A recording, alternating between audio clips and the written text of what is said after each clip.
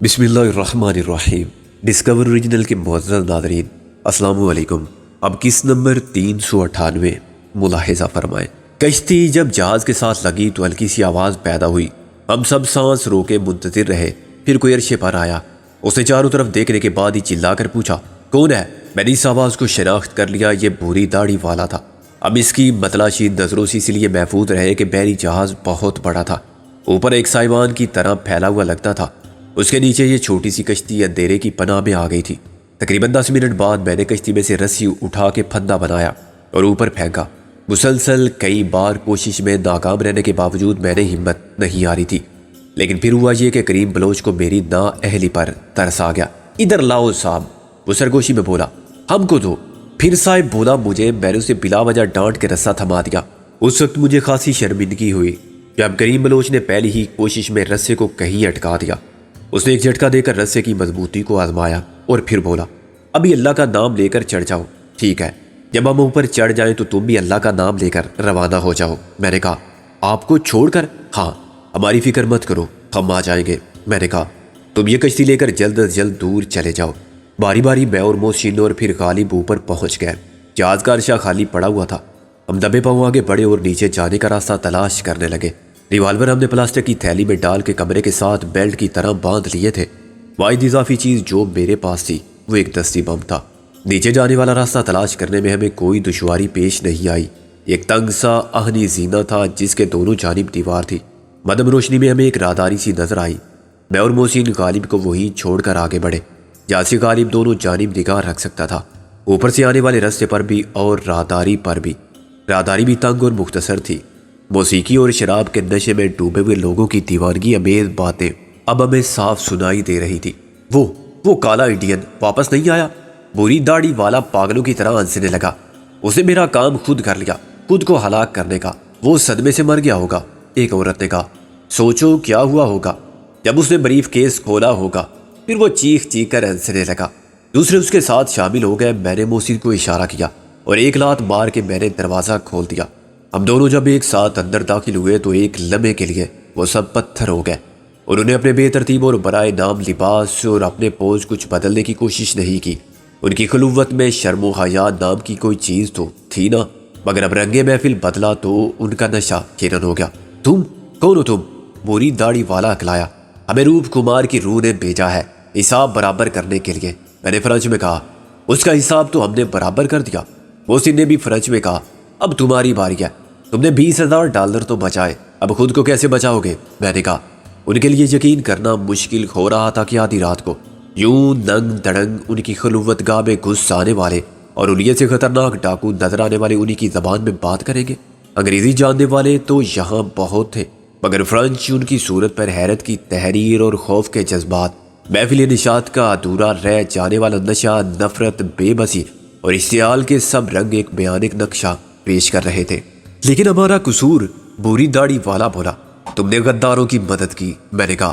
ہمارے ملک کے دشمنوں کے ہاتھ مضبوط کیے اور یہ سب تم نے جانتے بوجھتے کیا، محسن نے کہا۔ اپنی آخری دعا مانگ لو، میں نے کہا۔ عورتوں نے ہسٹریا میں چیخ ماری، یہ ہم کو قتل کرنے آئے ہیں۔ سوری خواتین، میں نے کہا، آپ کو محض ان کی بدبختی کی سزا مل رہی ہے، اپنے گناہوں کی نہیں۔ خدا کے لیے ہمیں جانے دو، ہمارا ان سے کوئی تعلق نہیں۔ نوجوان عورت چیخنے لگی۔ کسی تعلق کے بغیر آپ ان کے ساتھ اکیلی اتنی دور آ گئی تھی خاتون، محسن نے تنزیہ کہا۔ یہ عجیب بات ہے کہ اچھے وقت میں کبھی برے وقت کی کوئی نہیں سوچتا، جو بغیر بتائے آتا ہے۔ تب ایک صورت ہو سکتی ہے، میں نے کچھ سوچ کر کہا۔ دیکھو، تم دہشت پسند معلوم ہوتے ہو مجھے، بری داڑھی والا بولا۔ میں نے ریوالور محسن کو تھمایا اور اسے اپنے قریب بلایا۔ میری صورت کو غور سے دیکھو کہ میں نے کہا دہشت پسند اور حریت پسند میں کیا فرق ہوتا ہے۔ اوکے، میں نے غلط لفظ استعمال کیا، اس کا افسوس ہے مجھے۔ اس نے اپنا اعتماد برقرار رکھنے میں کمی نہیں آنے دی۔ جو میرا مطلب تھا وہ کچھ اور تھا۔ میں تم کو بہت اچھی پیشکش کرنے والا تھا، تم کچھ مانگ بھی سکتے ہو۔ میرا ہاتھ بڑی تیزی سے حرکت میں آیا۔ میرا مکہ اس کی ٹھوڑی کے نیچے یوں پڑا کہ اس کے دانت ہل گئے ہوں گے۔ وہ الٹ کر پیچھے گرا تو میں نے کالر کھینچ کر اسے پھر اٹھا لیا۔ اس نے اٹھتے اٹھتے مجھ پر میرا ہی وار آزمایا اور بلا شبہ میری ٹھوڑی کے نیچے پڑنے والے مکے کو فولادی مکہ کہا جا سکتا تھا۔ میں بھی ایک جھٹکے سے پیچھے گیا۔ رک جاؤ خبیث کے بچے، محسن نے ایک ہوائی فائر کر دیا۔ اوپر چھت تھی جس سے ایک فانوس معلق تھا۔ یہ ایک اتفاق تھا کہ گولی فانوس کو سہارا دینے والے حصے پر لگی۔ ادھر خواتین نے ایک دل خراش چیخ ماری، ادھر فانوس نیچے آیا اور جوان آدمی کے سر پر گرا، وہ وہی ڈھیر ہو گیا۔ اس کی محبوبہ دل نواز نے دوسری چیخ ماری اور نسبتاً زیادہ عمر کی عورت کے کندھے سے چمٹ گئی۔ بھوری داڑھی والا جو پھر مجھ پر حملہ کرنے کی سوچ رہا تھا رک گیا، اس کی نظر اپنے ساتھی پر جم گئی۔ میرا خیال ہے کہ تم نے اسے مار ڈالا ہے، وہ بولا۔ میں نے یا فانوس نے؟ محسن نے تمسکر اڑانے کے انداز میں کہا۔ اس کی گردن ٹوٹ گئی ہے، بھوری داڑھی والا بولا۔ تم اپنی گردن بچاؤ، محسن بولا۔ تم نے ابھی ایک پیشکش کی تھی، میں نے کہا۔ بات یہ ہے کہ میں خیرات میں کچھ لینا پسند نہیں کرتا۔ خیرات میں تمہارے ساتھ رعایت پر غور ہو سکتا ہے، لیکن اس کے لیے تم کو چند شرائط پوری کرنا ہوگی۔ تم کیا شرائط لائے ہو؟ وہ بولا۔ اگر تمہیں اپنی تحریک کے بے روپیہ، پیسہ، اسلحہ یا کچھ اور چاہیے تو بولو۔ ہم تمہارے دشمن ہیں، نہ ان کے دوست جن کے خلاف تم لڑ رہے ہو۔ ہم تمہارے لیے بھی وہی کر سکتے ہیں جو ان کے لیے کیا۔ تم بزنس کرنا چاہتے ہو لیکن ہم بزنس مین نہیں ہیں، میں نے کہا۔ میں تمہاری جاں بخشی کر سکتا ہوں اگر تم چند سوالات کے جوابات بالکل ٹھیک دے سکو۔ وہ متوقع نظروں سے مجھے دیکھ رہا تھا۔ ایک تو یہ بتاؤ کہ آج سے پہلے تم کیا لائے ہو، کب سے لا رہے ہو اور کس کے لیے؟ میں تیسری بار آیا ہوں، وہ بولا۔ ہر مرتبہ مجھے ایک نیا آدمی ملتا ہے جو نئی لسٹ دیتا ہے۔ گزشتہ بار تم کس سے ملے تھے؟ ظاہر ہے انہوں نے خود کو متعارف نہیں کرایا تھا، اور کرایا بھی تھا تو ان کا تعارف درست نہیں ہو سکتا تھا، وہ بولا۔ تاہم اتنا میں یقین کے ساتھ کہہ سکتا ہوں کہ ان میں بنگالی تاجر تھے اور کچھ تمہارے اپنے سرکاری محکموں کے حکام، 5th کالم کے لوگ، اور یہ جانتے ہوئے بھی کہ 5th کالم سے تعلق رکھتے ہیں تم نے ان سے بزنس کیا، ایک ملک کی عوام کی آزادی اور ملک کی سلامتی کے خلاف کام کرنے والوں کی مدد کی۔ مدد؟ یہ بزنس تھا۔ اگر تم سے کوئی کہے کہ میں آرک بشپ کویا پاپائے روم کو قتل کرنا چاہتا ہوں، کوئن پر بم پھینکنا چاہتا ہوں، اور تم اس کام میں میری مدد کرو تو تم مدد کرو گے؟ پیسہ لے کر اسے ہتھیار فراہم کر دو گے؟ میں نے کہا۔ وہ خاموش کھڑا رہا۔ اس کی خاموشی میرے سوال کا جواب تھی اور اعتراف جرم تھی۔ وہ بھی دور بیاروں کی دنیا کا آدمی تھا۔ آزادی، اظہار، احترام، مادمیت، جمہوری عقائد و نظریات، انسانی اخوت اور ایسی بہت سے دلکش الفاظ اس وقت اپنے معنی کھو بیٹھے ہیں جب ان کا اطلاق اپنے دشمنوں پر، محکوم اقوام پر اور مخالف و متصادم اصولوں پر ہو۔ تم نے ایک جرم کا اقرار کیا کہ کسی بھی ملک کی بقا اور اس ملک کی عوام کی آزادی کے خلاف کام کرنے والوں کی مدد کرنا غداروں کا ساتھ دینے کے مترادف ہے، میں نے کہا۔ میں نے یہ نہیں کہا، اس نے احتجاج کیا۔ تمہارے جہاز پر اور کیا آیا تھا؟ میں نے اس کی بات کاٹ دی۔ اور جہاز کا عملہ کہاں ہے؟ ہم اسلحہ بھی لائے تھے، بھوری داڑھی والے نے جھوٹ بولا۔ ہم اسلحہ بھی لائے تھے، بھوری داڑھی والے نے جھوٹ کو بے فائدہ سمجھتے ہوئے کہا۔ وہ پہلے ہی جا چکا تھا۔ جہاز کے عملے کے باقی ارکان شہر گئے ہوئے ہیں۔ کچھ اسلحہ ہمیں بھی چاہیے، میں نے کہا۔ کس قسم کا؟ بھوری داڑھی والا بولا۔ ہمارے پاس یہ ایک دستی بم ہے، میں نے کہا۔ سوری، اس وقت تو نہیں، لیکن اگلے پھیرے میں تم جتنے چاہو دستی بم مانگو گے فراہم کر دیے جائیں گے۔ اتنا وقت نہیں ہے ہمارے پاس۔ فوری طور پر تو میں کچھ خود کار رائفلیں، مشین گن کے راؤنڈ میں نے نفی میں ساری لایا، یہ ہم خود بھی تلاش کر کے سمیٹ لیں گے۔ میں ایک خاص آئٹم دے سکتا ہوں، ویری اسپیشل، جس کی بات ابھی چل رہی تھی، مگر مجھے معلوم ہے کہ کل تک وہ منہ مانگی قیمت دیں گے۔ تب یہ مت سمجھنا کہ تم اسے آسانی سے تلاش کر لو گے۔ وہ کیا چیز ہے آخر؟ ٹائم بم چین ری ایکشن ڈیوائس کے ساتھ مقرر وقت پر پہلا دھماکہ ہوتا ہے، پھر وقفے وقفے سے دوسرے 6 دھماکے ہوتے ہیں۔ درمیانی وقفہ تم خود سیٹ کر سکتے ہو، جو 5 سے 55 منٹ تک ہو سکتا ہے۔ میں سمجھا نہیں۔ میں نے جان بوجھ کر اپنی کم عقلی کا اظہار کیا۔ فرض کرو تم کسی پل یا کسی ٹرین میں یہ بم نصب کرتے ہو، اتنے فاصلے سے کہ پل یا ٹرین مکمل طور پر تباہ ہو جائے۔ اس کے لیے تم 12 بجے کا وقت رکھتے ہو، تو پہلا دھماکہ 12 بجے ہوگا۔ اس کے بعد کے وقت کو تسلیم کر لو، دھماکے کے 5 منٹ بعد بھی ہو سکتے ہیں، 10 منٹ بعد بھی، وہ بولا۔ یہ چیز ہے کیا تم ہمیں دکھا سکتے ہو؟ پہلے تم کو وعدہ کرنا ہوگا کہ اس کے بعد تم چلے جاؤ گے۔ میں وعدہ کرتا ہوں، میں نے کہا۔ میں کیسے اعتبار کر لوں؟ قرآن ہماری پاک کتاب ہے، ہم اس کی قسم نہیں کھاتے، اور کھا لے تو پھر جان دے کر بھی قسم پوری کرتے ہیں۔ میں اسی کی قسم کھا کے کہتا ہوں کہ میں تحفہ لے کر تمہارا شکریہ ادا کر کے خاموشی سے لوٹ جاؤں گا۔ اسے ساری لایا اور مجھے ساتھ آنے کا اشارہ کیا۔ میں نے باقی سب کو محسن کی نگرانی میں چھوڑا اور اس کے ساتھ ایک تہہ خانے میں جگہ میں گیا۔ وہاں اس نے فرش کا ایک خفیہ خانہ کھولا۔ اس میں ڈالر اور پاؤنڈ بھرے ہوئے تھے، جیسے کاغذ ٹھوس ٹھوس کر بھرے جائیں۔ میں اس دولت کی مجموعی مالیت کا اندازہ نہ کر سکا، جس سے لہو کی بو آتی تھی، انگنت انجانے بے گناہ لوگوں کے لہو کی بو، جو ایسے ہی لوگوں کی حفظ زر میں مارے گئے تھے۔ اس تہہ خانے میں سے بھوری داڑھی والے نے خاصی محنت سے گتے کا ایک ڈبہ نکالا، پھر دوسرا نسبتاً چھوٹا ڈبہ برآمد کیا۔ یہ کم از کم 10 لاکھ دلوا سکتا تھا مجھے، لیکن میں زندگی بچانے کے لیے 10 لاکھ چھوڑ رہا ہوں۔ وہ بولا، تم عقل مند آدمی ہو، میں نے تن سے کہا۔ وہ دونوں ڈبے لے کر اوپر آیا۔ اس نے مجھے سمجھایا کہ انہیں کس طرح جوڑا جا سکتا ہے۔ یہ بہت آسان کام تھا۔ اس کی بات محسن نے بھی سمجھ لی تھی۔ ٹھیک ہے، میں وعدے کے مطابق جا رہا ہوں، میں نے اسے ہاتھ ملا کر کہا، تمہیں قتل کیے بغیر، لیکن میں نہیں جا رہا ہوں، محسن بولا، اور اس نے آگے بڑھ کر دونوں ڈبے اٹھا لیے، کیونکہ نہ میں نے قسم کھائی تھی اور نہ تم سے کوئی وعدہ کیا تھا۔ تم بدماش، دھوکے باز، بری داڑھی والا چلانے لگا۔ تم نے ٹرین کا ذکر کیا تھا اور پل کا ذکر کیا تھا، اپنے جہاز کو تم نے کیوں کر نظر انداز کر دیا؟ محسن بولا، ہم اس کا تجربہ اسی جہاز پر کیوں نہ کر لیں؟ میں تو جا رہا ہوں، میں قسم توڑنے کا گناہ نہیں کر سکتا، اور صرف ایک لائف بوٹ لے کر جا رہا ہوں۔ میں نے کہا، اب تم خود کو ٹوائلٹ میں رضاکارانہ طور پر بند ہونا پسند کرو گے یا؟ محسن نے جملہ نامکمل چھوڑ دیا۔ میں سیٹی بجاتا ہوا اوپر آ گیا۔ مجھے یقین تھا کہ اب باقی کام محسن اور غالب کر لیں گے۔ جہاز کے عرصے کی ریلنگ سے لائف بوٹس بندی ہوئی تھی اور ان میں ہوا بھی بھری ہوئی تھی۔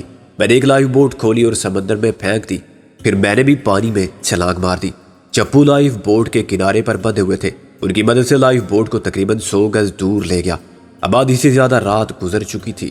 سمندر کے نیم روشن سیاہ آسمان اور کالے پانی کے صحرا پر ان گنت ستارے سے روشن تھے، جن کا عکس متحرک نظر آتا تھا۔ یہ سب کشتیوں، لانچوں اور دیو پیکر بڑے بڑے بحری جہازوں کی روشنیاں تھیں۔ بم کتنی طاقت کا تھا اس کا مجھے اندازہ نہیں ہو سکتا تھا، لیکن خوشی مجھے اس بات کی تھی کہ میری چال کامیاب رہی۔ پہلا دھماکہ 20 منٹ بعد بھی نہیں ہوا تھا، لیکن اس سے مجھے تشویش نہیں تھی۔ محسن کو دھماکوں کا سلسلہ بحری جہاز کے طول و عرض میں پھیلانا تھا، اور اس طرح کے چین ریئیکشن ختم ہو تو سب ختم ہو چکا ہو۔ اس کے لیے وہ صحیح جگہ کا انتخاب بھی کرے گا، اور پورے جہاز کو گھوم پھر کر دیکھنے میں وقت تو لگتا ہی ہے۔ پانی میں چپو چلانے کی آواز نے مجھے چوکنا کیا۔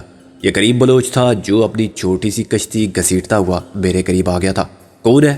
میں نے اس کے تاریک سائے کو دیکھ کر ریوالور کا رخ ادھر ہی کر دیا۔ ہم کریم بلوچ ہے صاحب۔ کریم تم گئے نہیں؟ میں نے اس وقت کہا جب دونوں کشتیاں مل چکی تھی۔ نہیں صاحب، ہم سب طرف گھومتا تھا، دیکھتا تھا آپ کو، کریم بلوچ نے کہا۔ دوسرا صاحب لوگ کدھر ہے؟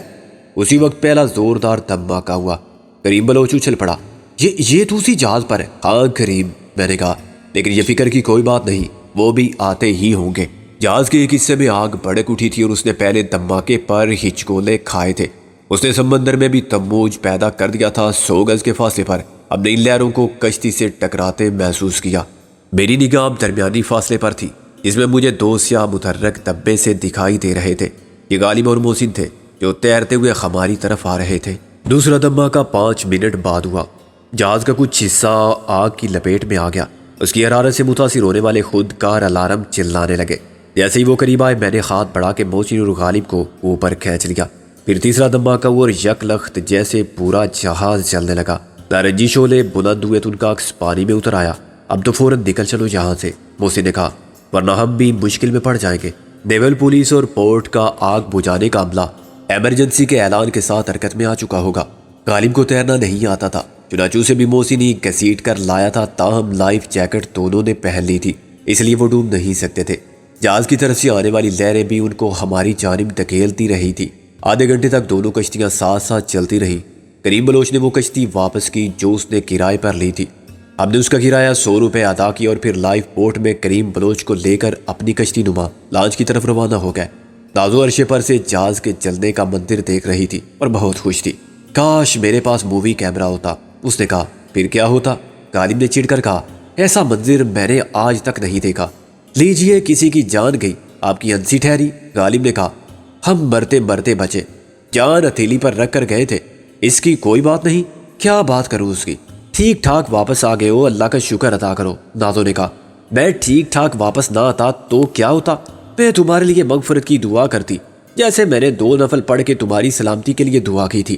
تم نے نفل پڑھے تھے میرے لیے؟ غالب نے ایک چیخ ماری، ایک کرابازی کھائی اور دوڑتا ہوا نیچے چلا گیا۔ صرف تمہارے لیے نہیں، تم سب کے لیے، نازو نے چلا کر کہا۔ مگر یہ بات غالب نے سنی ہی نہ تھی۔ ہم پھر لباس بدل کے اوپر پہنچے تو پورا آسمان سرخ ہو رہا تھا اور بندرگاہ کی طرف خاصی گہما گہمی دکھائی دیتی تھی، لیکن یہ سب بے سود تھا۔ محسن نے ایک ماہر شکاری کی طرح دھماکوں کا جال پھیلا دیا تھا۔ 6 دھماکے ہو چکے تھے اور جہاز اب اپنی شعلہ فشانی کے ساتھ یوں سمندر میں غروب ہو رہا تھا کہ یہ منظر واقعی فلم پر محفوظ کرنے کے قابل تھا۔ وہ ایک آتش فشاں تھا جسے بلاخر بحیرہ عرب کی زخار گہرائی نے نگل لیا۔ 1 گھنٹے بعد رات کے اندھیرے کی حکمرانی پھر قائم ہو گئی۔ غالب اتنی دیر میں نازوں کو خاصے مبالغے اور رنگ آمیزی کے ساتھ اپنی داستان شجاعت سنا چکا تھا، اور اس کی بات سے یہی ثابت ہوتا تھا کہ یہ سب اس نے اکیلے ہی کیا۔ میں اور محسن تو بس احمقوں کی طرح ہی کھڑے رہے۔ غالب ایک عاشق تھا جو اپنی محبوبہ کو متاثر کرنے کی کوشش کر رہا تھا۔ ایسا کون نہیں کرتا؟ جب کھیل ختم ہو گیا تو مجھے نیند کا غلبہ محسوس ہوا۔ ہم دونوں یعنی میں اور محسن نیچے اتر گئے۔ وہ دونوں یعنی نازو اور غالب عرشے پر بیٹھے رہے۔ یار وہ اپنے سابق تھانے دار سے ملاقات نہیں ہوئی؟ محسن نے میرے قریب والے تختے پر لیٹ کر کہا۔ وہ آیا تو ہوگا مگر ہم کیسے ملتے اس سے؟ میں نے کہا۔ وقت کم تھا۔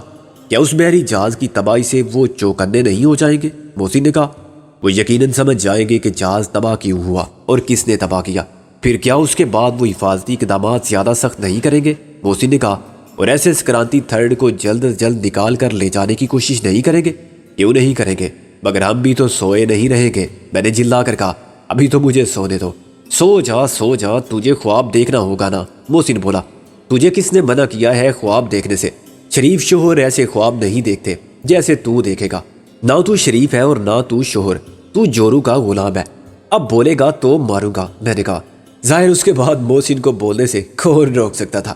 اس نے ایک بے سروپا تقریر کی جس کے دوران ہی نیند نے مجھے آ لیا۔ معلوم نہیں کہ میں کتنی دیر سویا تھا کہ ایک تمباکے نے مجھے تختے سے نیچے لٹکا دیا۔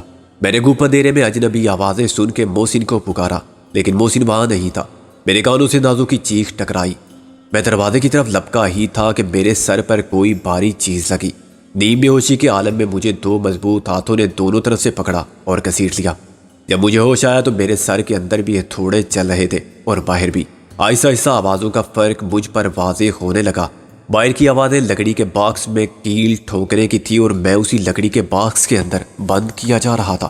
یہ سمجھ میں نہ آنے والی بات تھی۔ مجھے اس طرح صندوق میں کون بند کر سکتا ہے؟ کیا وہ شکاری تھے جو ہمارا سراغ لگا کے لانچ برآمد کرنے میں کامیاب ہو گئے تھے؟ انہوں نے مجھے سب کے ساتھ گرفتار کر لیا تھا اور اب ہمارے ساتھ اس سے بھی بدتر سلوک ہونے والا تھا جو ہم نے روپ کمار کے ساتھ کیا تھا۔ اسے ہم نے پلاسٹک کی تھیلی میں پیک کر کے سمندر میں ڈالا تھا۔ ہمیں باقاعدہ تابوت میں ڈال کر عدم آباد پہنچایا جا رہا تھا۔ اس آخری خیال نے مجھے شک میں ڈال دیا۔ عدم آباد ہی پہنچانا مقصود ہوتا تو وہ اتنی زحمت کیوں اٹھاتے؟ تابوت وغیرہ کا تکلف بالکل بے مقصد تھا۔ وہ ہمیں اسی بے ہوشی میں سپرد آب کر دیتے تو کافی تھا۔ میں اٹھ بیٹھا اور تب مجھے اس بات پر بھی حیرانی ہوئی کہ میں آزاد تھا۔ نہ میرے ہاتھ پیر باندھے گئے تھے اور نہ میرا منہ بند رکھنے کا بندوبست کیا گیا تھا۔ پھر یہ سب کیا تھا؟ میں نے کھڑا ہونے کی کوشش کی اور دڑام سے گرا۔ مجھے چکر آ گیا تھا اور نکات کے باعث میں متحرک متلاطم فرش پر اپنا توازن برقرار نہ رکھ سکا۔ اس سے مجھے اتنا اندازہ تو ہو گیا کہ میں کسی لانچ یا جہاز پر ہوں۔ میں نے ادھر ادھر ہاتھ پھیلا کے دیکھا تو یہ بھی واضح ہوا کہ وہ باکس ہرگز نہیں تھا، کوئی چھوٹا سا کیبن تھا، اور تھوڑے سے ٹھوکنے پیٹنے کی ساری آوازیں اس کی بیرونی سطح سے میرے کانوں تک پہنچ رہی تھی۔ میں نے یاد کیا کہ اس کیبن میں پہنچنے سے پہلے میں کہاں تھا۔ ہاں، میں اور محسن لانچ میں نیچے سونے کے لیے آ گئے تھے۔ غالب اور نازو کو اوپر عرشے ہی پر بٹھا کے چھوڑ کے پھر میں سو گیا تھا اور ایک دم دھماکے سے جاگا تھا۔ میرے سر پر کوئی چیز لگی تھی۔ میں دوسری بار ہمت کر کے اٹھا اور کیبن کی دیوار کے ساتھ چلنے لگا۔ یہ مشکل سے 6 فٹ لمبا، چوڑا اور اتنا ہی اونچا کیبن تھا۔ اس کی چھت میرے سر سے 2 انچ اوپر تھی۔ اچانک میرے ہاتھوں نے دروازے کے کسی قبضے کو محسوس کیا، پھر ہینڈل میری گرفت میں آ گیا۔ میں نے اسے کھینچا تو دروازہ کھل گیا۔ ایک لمحے کے لیے مجھے اپنی آنکھوں پر یقین نہ آیا۔ باہر دن کا اجالا تھا اور مجھ تک یہ روشنی اوپر سے آ رہی تھی۔ روشنی کے ساتھ میں وہ آوازیں بھی سن سکتا تھا جو میرے لیے اجنبی نہیں تھی۔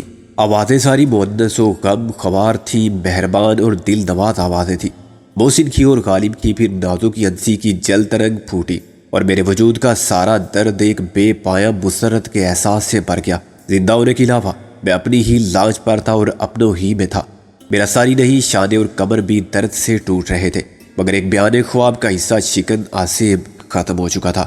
چوبی دیوار کا سہارا لے کر میں نے آنکھیں بند کر لی اور اس خدائے رحیم و کریم کا شکر ادا کیا جو زندگی دیتا ہے، اس کی حفاظت کا حوصلہ اور اسے رواں رکھنے کی خواہش، اور اس سے مستفید ہونے کے لیے امید کا وسیلہ بھی فراہم کرتا ہے۔ یہ لانچ کے بالکل آخری حصے میں واقع مختصر سا سٹور تھا جس میں کریم بلوچ نے اپنا بیڈ روم بنا لیا تھا۔ اب میں دیواروں پر چسپاں رنگین فلمی و غیر فلمی تصاویر بھی دیکھ سکتا تھا۔ اس میٹرس کو بھی جس پر میں دراز تھا اور چند دوسری ذاتی استعمال کی چیزوں کو بھی میں نے زینے پر قدم رکھ کر اوپر چڑھنے کی کوشش کی تو مجھے پھر چکر سا آیا۔ میں نے دیوار کا سہارا لے کر محسن کو آواز دی۔ بیک وقت میں نے بہت سے دوڑتے قدموں کی صدا سنی۔ پھر زینے کے اوپر والے روشن حصے میں محسن کا ہیولا نمودار ہوا۔ وہ تیزی سے نیچے آیا، اس کے پیچھے غالب تھا۔ اٹھ گیا نیند پوری کر کے۔ محسن نے مجھے سہارا دے کر کہا، کیا دیکھا خواب میں؟ یار بڑا ڈراؤنا خواب تھا۔ میں نے سر تھام کر کہا، شادی سے پہلے تو ڈراؤنے خواب نہیں آتے۔ محسن نے کسی ڈاکٹر کی طرح سر ہلایا۔ یہ غالباً چوٹ کا اثر ہے، اسے اندر لے جا کر لٹانا ضروری ہے۔ غالب بولا، نہیں میں ٹھیک ہوں۔ میں نے کہا، مجھے اوپر کھلی ہوا میں لے چلو، پہلے تمہارا میڈیکل چیک اپ تو ہو جائے۔ محسن بولا کہ تم نارمل ہو یا نہیں، تمہاری یادداشت تو گم نہیں ہوئی؟ یہ کیا فضول باتیں شروع کر دی ہیں؟ نازو نے کہا، ایسا اکثر ہوتا ہے فلموں میں، چوٹ نمبر 1 سے یادداشت چلی جاتی ہے، فلم کے آخر میں چوٹ نمبر 2 سے واپس آ جاتی ہے۔ محسن بولا، تو اگر یہ ضروری ہوا؟ غالب نے مجھے دوسری طرف سے سہارا دیا۔ میں قدم قدم اوپر بڑھنے لگا۔ کیا نازو کا روشن مسکراتا چہرہ ایک آفتاب تھا؟ کیا ضروری ہوا؟ یہی چوٹ نمبر 2 لگانا۔ اس کے لیے وہ لکڑی کا فیملی سائز تھوڑا ہے۔ محسن بولا، کیوں نہ وہ میں تمہارے سر پر استعمال کروں؟ غالب بولا، تاکہ تمہاری یادداشت گم ہو جائے، پھر تمہاری شکل گم ہو جائے۔ عرش پر پہنچ کر میں نے خود کو بہت بہتر محسوس کیا۔ ہاں تو چیف کیٹ ہوں۔ محسن نے مجھے آرام سے بٹھا کے کہا، تم کو کچھ یاد ہے کہ تم پچھلے جنم میں کیا تھے؟ حافظے سے پہلے نظر ٹیسٹ کرو۔ غالب بولا، ادھر اوپر دیکھیے اپنے سکندر اعظم صاحب، یہ سورج ہے یا چاند کچھ نظر آ رہا ہے؟ مجھے دن میں تارے نظر آ رہے ہیں۔ میں نے زبردستی مسکرا کر کہا۔ صاف ظاہر تھا کہ وہ مجھے چیئر اپ کرنے کے لیے یہ مذاق کر رہے تھے، مگر نازو پر یہ بھی نہایت مشکل گزر رہا تھا۔ اب انہیں بولنے تھے، میں ابھی بلیک کافی لے کر آتی ہوں، نازو نے کہا۔ وہ میرے قریب گھٹنوں کے بل بیٹھی ہوئی تھی اور اس کی صورت پر تھکن کے آثار عیاں تھے۔ جب وہ اٹھی تو میں نے اس کی آنکھوں کے حلقوں کو بھی دیکھا جو بے خوابی کا نتیجہ تھے، اور میں نے ایک جھلک اس نمی کو بھی دیکھا جو اس کی آنکھوں میں اتر آئی تھی۔ یہ آنکھوں تک گا کے لوٹ جانے والے آنسو تھے، دو متضاد جذباتی کیفیات کی عکاسی کرتے تھے۔ ان میں احساس کا درد بھی تھا، جذبات کی سرخوشی بھی۔ انہی متصادم جذبات کے توازن کی قوت نے اشکوں کو چمکنے نہیں دیا۔ محسن نے میرے قریب بیٹھ کے مجھے ایک سگریٹ پیش کی۔ غالب نے سگریٹ چھین کے پانی میں پھینک دی۔ ہوش آیا نہیں ابھی اور نشہ پہلے شروع ہو گیا، دھواں دار۔ ہائے کمبخت، تو نے پی ہی نہیں۔ محسن نے ایک ٹھنڈی سانس بھر کے کہا، بندر کیا جانے ادرک کا سواد اور گدھا کیا جانے زعفران کا بھاؤ۔ اس طرح کہا جا سکتا ہے کہ غالب کیا جانے سگریٹ کا لطف۔ یار یہ ہوا کیا تھا آخر؟ میں نے ان کی لڑائی کو آغاز سے قبل ہی روک دیا۔ کس سے کیا ہوا تھا اور کہاں کیا ہوا تھا؟ محسن بولا، مجھے کیا ہوا تھا؟ ہماری لانچ میں وہ دھماکہ کیسا تھا؟ میں نے اس کے بائیکاٹ کے انداز کو نظر انداز کر دیا۔ ایک ہی ماہی گیری کا جہاز جس کی نظر خاصی کمزور تھی اور جو اینک لگائے بغیر آ گیا تھا۔ غالب نے کہا، وہ ہمیں دیکھ نہ سکا، اس کی قریب کی اور دور کی نظر غالب سے بھی زیادہ کمزور تھی۔ محسن نے کہا، یا شاید اس کے انجن میں غلطی سے ڈیزل اور پیٹرول کی بجائے شراب ڈال دی گئی تھی۔ وہ محسن کی طرح چل رہا تھا۔ غالب نے فوراً بدلہ لے لیا۔ تصادم سے نقصان تو زیادہ نہیں ہوا، آواز واقعی ایسی تھی جیسے بم کا دھماکہ ہوا ہو۔ تم دونوں بلکہ تینوں اس وقت کہاں تھے؟ میرا مطلب ہے تمہیں کچھ نہیں ہوا؟ جسے اللہ رکھے اسے کون چکے؟ محسن بولا، مجھے نیند نہیں آ رہی تھی، چنانچہ میں ایک فلم دیکھنے چلا گیا۔ فلم دیکھنے آدھی رات کو؟ میں نے حیرانی سے کہا، ہاں، پاکیزہ محبت کی ہر لازوال کہانی کا نیا ایڈیشن، لیلا مجنو اور رومیو جیولیٹ کے بعد پاکستان کی تاریخ کا سارا رومانس۔ ایک بہت گھٹیا حرکت کی تھی آپ نے۔ ہاں کی تھی، ہمت تھی تو کچھ بگاڑ لیتے میرا۔ محسن نے ڈٹھائی سے کہا، کمال ہے، الٹا چور کوتوال کو ڈانٹے۔ چوری ہم نے کی، تم نے چوری چوری باتیں سنی ہماری۔ غالب نے مکہ لہرا کر کہا، تم ایسی باتیں کیوں کر رہے تھے جو میں چوری چوری سننے پر مجبور ہوا؟ محسن بدستور ڈیٹھ بنا رہا، ہم ایسی کوئی بات نہیں کر رہے تھے۔ تو پھر غصہ کس بات کا؟ اگر میں نے کچھ سن لیا کہو تو چند اقتباسات پیش کروں چیئرمین سینسر بورڈ کے سامنے۔ اسی وقت نازو کافی کے مگ لیے نمودار ہوئی۔ ہاں ہاں ضرور پیش کرو، غالب نے کہا، ہو جائے فیصلہ اسی وقت۔ کس بات کا فیصلہ؟ نازو نے کہا، جسے نزا کا سبب معلوم ہی نہیں تھا، لیکن غالب کو اب کون روک سکتا تھا؟ بولو، اب چپ کیوں ہو گئے؟ بیگی بلی کیوں بن گئے؟ ابھی شیر کی طرح گھرا رہے تھے۔ غالب نے کہا، ارے بھائی، ہم ڈرتے تھوڑی ہیں کسی سے۔ محسن نے چلاکی سے کہا، منہ پر صاف بات کہتے ہیں۔ یہی تو کہا تھا نا میں نے کہ تم کسی طرح بھی نازو کے لائق نہیں۔ کہاں تم، کہاں وہ، تم گدھے اور وہ زعفران، تم بندر اور وہ ادرک۔ جھوٹ جھوٹ، غالب نے شور مچایا۔ یہ کہا تھا، اب وہ بھی بتا دوں، جو تم نے دادوں کی فطرت کے بارے میں کہا تھا کہ سورت کو میں کیا کروں، جب وہ بات بات پر بھینس کی طرح ٹکر مارتی ہے اور دو لتی چلاتی ہے۔ کس کی طرح؟ دادوں نے گور کے غالب کو دیکھا اور سخت برہمی کا اظہار کرتی اٹھی۔ یہ بات ہے؟ ارے دادو، غالب اس کے پیچھے دوڑا۔ یہ الو کا پٹھا بکواس کرتا ہے، قسم اللہ کی۔ یہ بھی بتا دینا کہ تم نے کہا تھا بعد میں گن گن کے بدلے لوں گا، پاؤں کی جوتی بنا کے رکھوں گا، اور ہر سال بات ختم ہونے سے پہلے ہی اسے ہنسی آ گئی، کیونکہ غالب اور دادوں میں محسن کی غلط بیانی سے ٹل گئی تھی اور غالب سے اب بات بنائے نہیں بن رہی تھی۔ ابھی اسے 2 ہاتھ مار کے سمندر میں پھینک دے تو پیسے وصول ہو جائیں۔ محسن نے ہاتھ مل کے خوشی سے کہا، میں نے کہا تو واقعی چھپ کے باتیں سننے گیا تھا ان کی، اب میں اتنا گرا ہوا بھی نہیں ہوں۔ محسن سنجیدہ ہو گیا، وہ تو اتفاق ہے کہ میں اوپر جا رہا تھا، اب نہ کر کے تو جا نہیں سکتا تھا، اور یہ بھی نہیں پوچھ سکتا کہ میں آئی کم ان لیڈیز اینڈ جینٹل مین۔ وہ ہاتھ کھڑا کر کے بولا۔ میں نے زینے میں رک کر جھانکا کہ پہلے دیکھ لوں یہ دونوں ہیں کہاں اور کس موڈ میں۔ بس اسی وقت غالب اوپر سے نیچے آیا، اس کے پیچھے نازو بھی بد حواس آ رہی تھی۔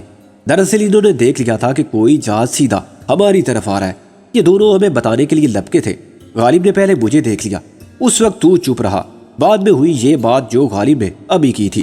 میں تو سوتے میں نیچے گرا اور اس وقت میری عجیب ذہنی کیفیت تھی۔ میں نے کہا، کچھ اجنبی آوازیں سنی میں نے دیکھا تو اندر گھپ پتیرا تھا۔ میں نے تجھے آواز دی؟ ہاں میں نے سنی تھی آواز، میں اور غالب تو فوراً پہنچ بھی گئے تھے۔ میرے سر پر نہ جانے کیا لگا تھا، غالباً اوپر سامان کے شیلف پر سے کوئی چیز گری تھی، مگر نیند اور اس ذہنی کیفیت میں مجھے تو ایسا لگا جیسے کسی نے میرے سر پر وار کیا ہو۔ پھر شاید تم دونوں ہی نے مجھے سنبھالا تھا تو میں سمجھا کہ پکڑا کیا، اور غالباً شکاری آ پہنچے۔